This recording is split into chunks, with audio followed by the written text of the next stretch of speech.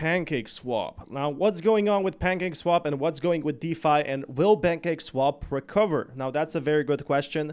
Right now, its trading volume is 73 million, and its real competitor is actually Uniswap. And there's a reason why Uniswap is used by more, and DeFi is just completely down right now. It's completely down. But PancakeSwap even more. And there was a huge drop in PancakeSwap prices after they said they will stop minting. From what I understand, they said they will stop minting and giving as much rewards to the API.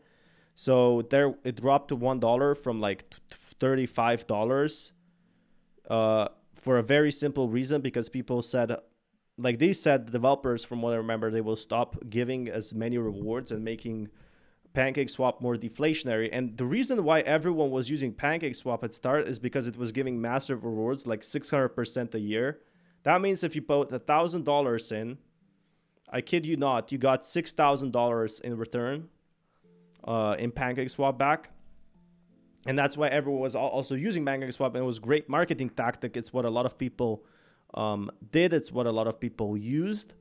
But that being said, I do think in the long term, crypto might change forever in that sense. So right now, I do think that PancakeSwap could be seeing a vast improvement in DeFi. So PancakeSwap has two big drums. It went from inflationary, which might sound like a good thing, to deflationary. So people stop like buying PancakeSwap to actually stake and lock their liquidity to earn massive rewards. They like dropped that so much. They dropped that by like 10%, and people stopped using that. And don't ask me how I know. I spent too much time on Twitter, so I know like everything behind the scenes. So be sure to subscribe if you haven't already on what exactly is going on. But the reason why crypto is going up so much right now is very simple. And there is a vast reason why crypto is going up, and that's Bitcoin ETFs. And guess what? It doesn't involve regulation and DeFi. So it doesn't involve gaming coins. It doesn't involve DeFi. It doesn't involve NFTs. This is the year for regulation. And this is where, like, this is the big problem, right? This comes the big problem for crypto, because why would DeFi go up if the government doesn't like DeFi? If they shut down Tornado Cash, if they stopped liking crypto overall, there's absolutely no reason for the government to say, yeah, we're also going to list PancakeSwap as an ETF. And that's why PancakeSwap isn't really growing. And don't get me wrong, now it did kind of recover on some parts, but it's still far ahead from where it used to be. And that's very concerning. But I do think it can recover more and more. So I do love the transparency PancakeSwap have. I think it's a great exchange. I think it definitely beats Uniswap. No, actually, I think it beats out SushiSwap. I know SushiSwap had a lot of drama, and look at this price, you know. So in terms of price, it did beat SushiSwap, Uniswap, all these exchanges. There's also other exchanges.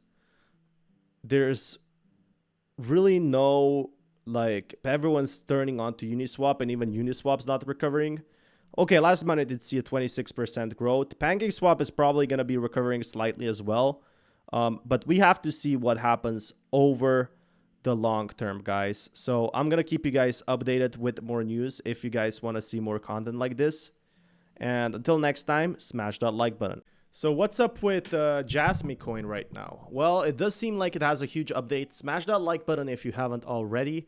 But we do have a lot of development updates for these type of coins, which is pretty much awesome. It's amazing. Here we launch a full-scale stablecoin business as a third-party prepaid payment method utilizing the blockchain with Applix.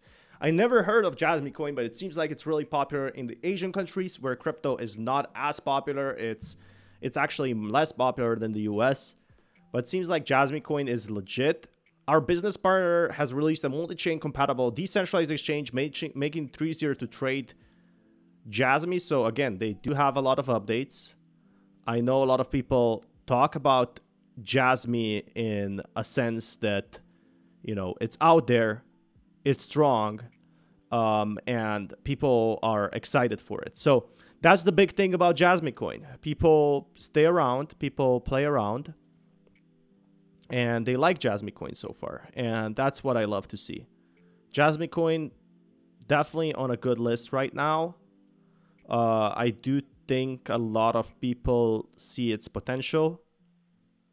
And I do think it has a lot of potential, in my honest opinion. I do think a lot of people will use JASM Coin because it seems like they're developing some sort of improvements for the blockchain. And we will launch a full-scale stablecoin. Now, this is big. They will be launching to reduce the cost by utilizing blockchain and aim for new marketing effects through the use. And Hara, which is doxed, actually did say what exactly is going on. Seems like this one, Japanese natural capital consumerism to launch carbon exchange next spring. Seems like JASM is really popular in Japan. And I never heard of this coin before. I heard of it from some content creators, but I didn't think much of it. I thought it was some sort of a meme coin or something. And there's like really tons of coins like that, just like that. But doesn't seem like it. Seems like this is the next big thing that people are talking about. And I just really missed out on it. I really didn't know JASM Coin until now. And I know I should be up to date, but yeah, seems like this one is the big one. And that's what people are excited for. They want to have JASM Coin as the next big thing. And exactly what is possible right now is JASM staying strong in that sense. I am definitely excited for it. I'm excited for it. But this is it. Like, they released a stablecoin. Crypto assets are essentially used for payment. Japanese law defines crypto assets for having the following characteristics. And they're going to integrate these payments into business model. And I feel like they're working towards their regulation with the Japanese market. And I know the Japanese market in crypto is pretty big, but nobody wants to enter it because there's a lot of regulation. And here's where JASM comes in and says, hey, no worries, we can help you. Like, we can help you, and we're going to like do good. You should actually focus on doing the things best you can, and we're going to do it our way. And that's what I like to see. That's what I like to see with tokens like this. And they are going through that regulation. They have a huge Japanese community, in my opinion. This is probably the most popular token in Japan, probably going through regulation. I'm not too sure if it's getting approved by government or not. I do know, however, that people love to talk about it. People love to talk about it on YouTube. They love to talk about the chain, the JASM chain, and it gives you a glimmer of hope about the regulation. So they're taking a different approach. They're not like, oh, forget the government, forget the regulation, forget everything. Instead, they're more focusing like, yeah, regulation sucks, but we can make a token that's also regulated and that can help transfer and show the true power of blockchain. And that's what I really like. It doesn't have to be like every single other meme coin token saying, hey, crypto is, cool if it's like ours and it's not the government's. This one, I guess, from what I understand, from my look at the Twitter pages and my look at looking at everything else, seems like they want to do fast transactions. They want to work with the government in some way to improve the environment through blockchain, to improve scaling the systems, to improve everything that there's to be improved in crypto in a good way. And that's what I like to see, really. That's what I like to see in crypto. Like them going the extra mile and going far ahead to improve the blockchain, to improve everything that is out there that will be. And it's a pretty cool idea overall. So I'll keep you guys updated with more news. Until next time, peace everyone. What's up with Uniswap? Welcome back everyone to another brand new video. So hopefully you're all doing fantastic today. And is Uniswap gonna recover? Let's take a look. 25% up, and it's not that bad. It's not that bad at all. And if you want to be kept up to more to date, every 2 hours a day, crypto, everything crypto. This is Coin Central. Everything about crypto. We don't miss a single detail. Subscribe to this channel, and I'll keep you guys updated. But let's be serious for a moment. Let's be very serious and talk about Uniswap. Now, it did see in the last year 6%. It's still up 500%, but it used to be so much more. And you have to look at the big picture here. You know, the big picture, while Uniswap is down, it still saw a huge increase in crypto overall. And that's the big difference with me. It saw big improvements. It had better months for sure. That is 1000%. And we definitely know that. We all know it had better months. Like, you don't have to rub it in our face, but it's still improving, and it's having an uphill battle. Do I think it's ever gonna be as big as $20 again? No. Well, yeah, I do think it can be big as $20. Can be big as $40. Now that's a different story, because DeFi is now a lot different than it was in 2021. It's a lot different. The crypto story is just such a big difference everywhere. So people aren't really excited for that. And that being said, I do think a lot of people realize that crypto is not gonna be here for like just 1 year, but it's gonna be for a long while. So the government took step in. The government actually came in, said, well, you can't do that to crypto. We won't allow you. And they started regulating. And guess what? They regulated DeFi. They regulated Tornado Cash in the ways they could. And it's concerning. It's definitely concerning in a sense. I think a lot of people don't realize that crypto is getting a lot of regulation, and it's going to affect DeFi, because DeFi is all about not being regulated and all about being its own, you know, type of transactions. And I feel like a lot of people are worried about that in a sense. They are worried about, you know, Uniswap being out there and being regulated, so they don't want to buy crypto, really. They don't want to buy DeFi. They don't want to buy DeFi tokens. They don't want to be involved with DeFi because they don't think it's going to grow in the long run. And most people, yeah, they gave up on it. They stopped buying it, and it's a scary thought. But I do think it has potential. And I do think we could be seeing more growth in the near future for the project alone. So there is tons of cool stuff incoming for the project itself. But what we do have to know is that this is only going to be happening in the long run. So in the long run, crypto is going to improve. In the long run, DeFi can survive. But in the short run, maybe this year, it might not be seeing $40 just yet. Fall was a big season for devs building on Uniswap, though. There's like a ton of developers. There's still development. Uniswap is still a great project. It's just that DeFi has really fallen off after the TerraSwap debacle. After TerraSwap, I think a lot of people went and being scared, and for right reason.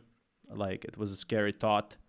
And I do think it can recover for sure, but I do think it will take some time. So that said, who knows where we are in the long run?